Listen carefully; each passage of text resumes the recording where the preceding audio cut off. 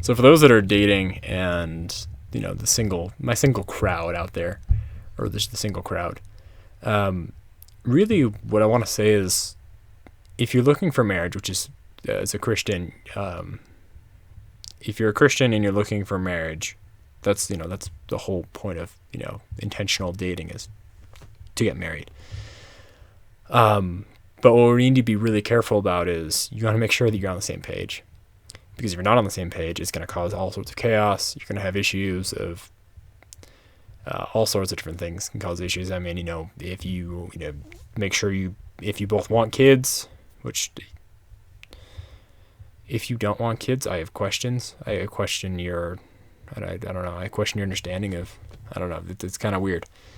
The kind of, marriage, kids are kind of, part of that, unless, infertility is a thing, but that should be the exception, not the rule. I'll actually do a video on that later, but, make sure you're on the same page about kids, make sure, like raising kids, and, what type of church you want to be going to, make sure you're on the same page.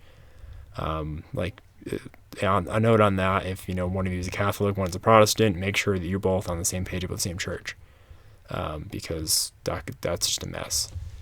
More bigger than that, things like, the role of men and women in the church and in the household. Make sure that, you're either on the same page, or that you're willing to, that, the wife is willing to submit to her husband's, role in the family and role in, the decision making of, saying, hey, we don't agree on this, but he's going to have the final say. And so just make sure that you're not,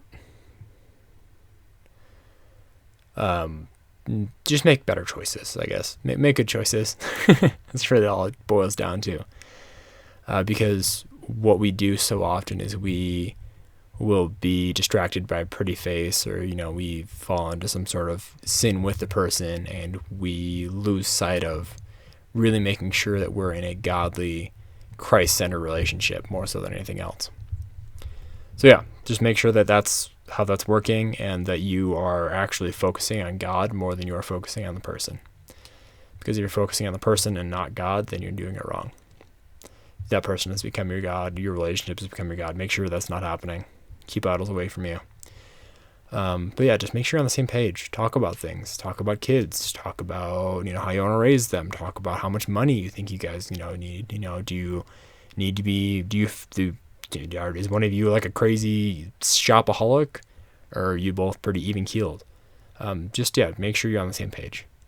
Because if you're not, then it's just going to cause chaos in your marriage. It's going to cause problems, and someone's going to be upset. And it's usually the person who's more faithful is going to be upset, more faithful to Christ, not to, faithful to each other. That's one thing. Faithful to Christ is paramount. If you're dating an unbeliever, if you're a Christian dating someone that's not a Christian, stop what you're doing. Stop missionary dating. It doesn't work. It works like one time out of a million, and it's really stupid. You should be dating someone that's equally yoked with you. That person's a spiritual baby. You are a spiritual, either child, adolescent, or adult. And so that's just like, think about it kind of like that. It's like, that's just wrong. But yeah, just make sure that you're on the same page, and make sure that your lives are going the same direction, which is towards Christ. If they're pulling you back at all, or pulling you away from Christ, maybe it's not the right relationship then.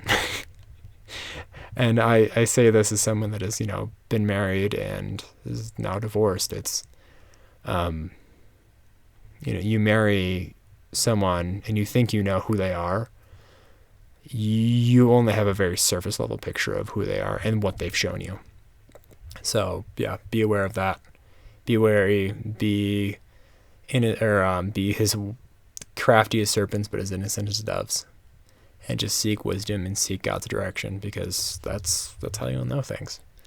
But yeah, so to recap, make sure you're on the same page about everything, with kids, with denominations, with whether, the gifts of the Spirit and all that, whether you think apostles are, that's a whole thing. And then on top of that, make sure you're equally yoked. If you're not, it's such a massive warning and red flag in the Bible. It's like, hey, be equally yoked. But yeah, just be smart about it. That's all I got to say.